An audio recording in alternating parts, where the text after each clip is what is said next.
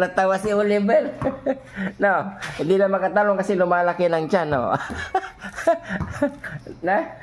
Natawanan ka ni Oliver. Hindi ka na makatalong kasi lumalaki na yung tiyan natin. Pa. Hindi butit. Marabot. Nakakasama.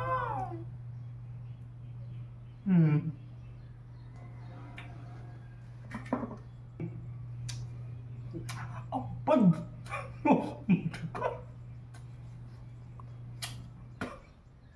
Apad. Ito. Madigal.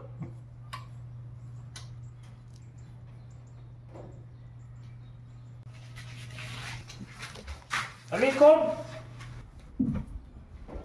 Yan, diyan ka ha. Diyan ka lang ha.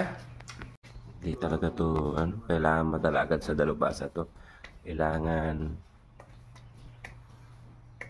may pa-check up agad. Hindi kasi sa pwede talaga sa loob ng bahay. Nagkakalat talaga siya ng pupo. Halos oras-oras po mga kababayan nagpupupo sa loob. Mahirapan po kami pag doon sa loob ng bahay. Kailangan sa labas talaga siya. Pero hindi mas okay naman dito kasi doon ilalagay sa kubo. Sulo niya talaga yung bahay, isang bahay talaga yun. Pag doon talaga sa loob ng bahay, kalat-kalat talaga yung pupo.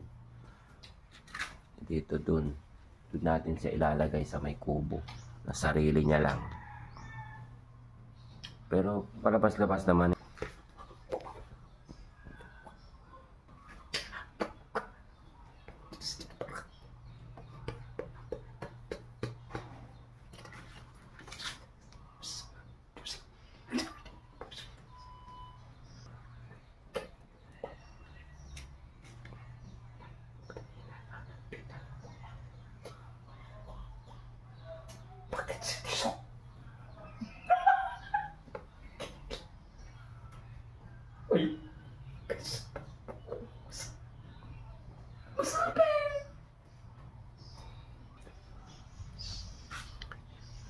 Huwag mong isuko ang laban. Kanta ka na, Oliver.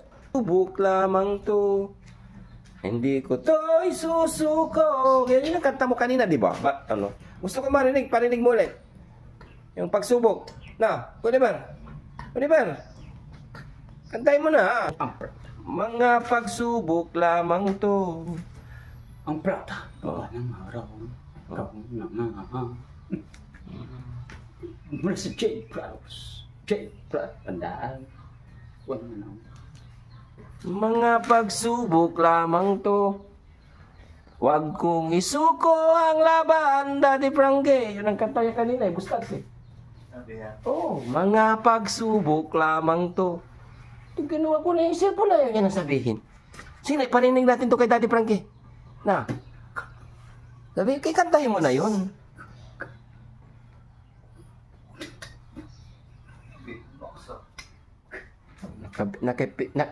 Nagumagawa siya ng pitbong eh.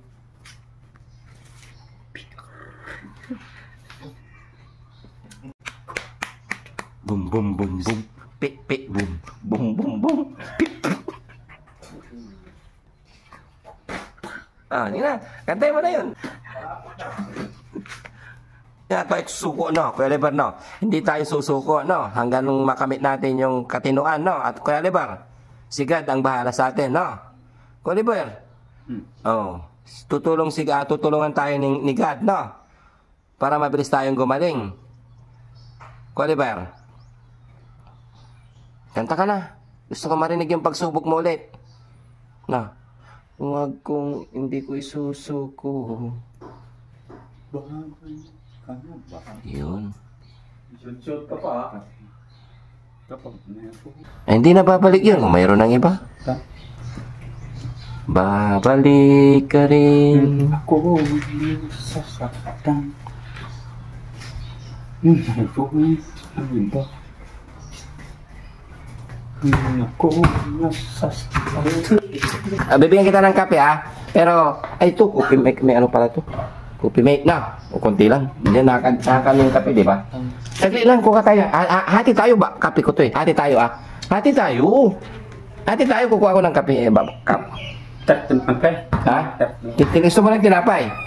Gusto mo rin maglaro ng basketball? Ha? Di ba si Mustas naglalaro ng basketball? Oo. Lumalaki lang yung tiyan niya mga kababayan, kaya hindi na makatalon kasi malaki na yung tiyan niya. Natawa si Oliver. No, hindi na makatalon kasi lumalaki ng tiyan, no? Natawanan ka ni Oliver. Hindi ka na makatalon kasi lumalaki na yung tiyan natin. Kopi. Masarap, mas. Yan. Yan, sige, inom ka na ng kape. Inom ka na. Ito yung pagkakaiba mga kababayan.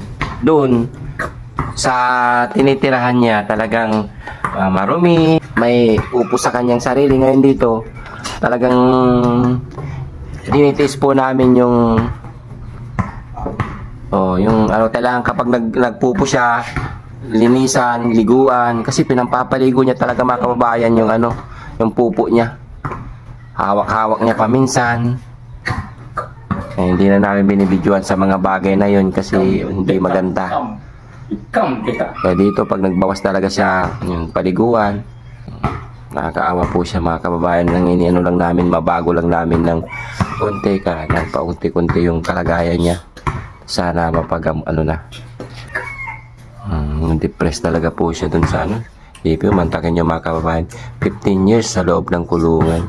Mas gusto ko pa atang pumunta sa kulungan kaysa doon sa kinilalagyan niya na pinagkuhaan namin. Kasi walang ganun na kulungan. Kahit saang sigurong country. Sa pinanggalingan niya talagang nakakaawa ka talaga. Yung kalagayan niya talaga is hindi maganda. Ngayon medyo okay ngayon kasi kahit dito lang siya sa labas maayos. Inspired ka na, mag-vlog ka na.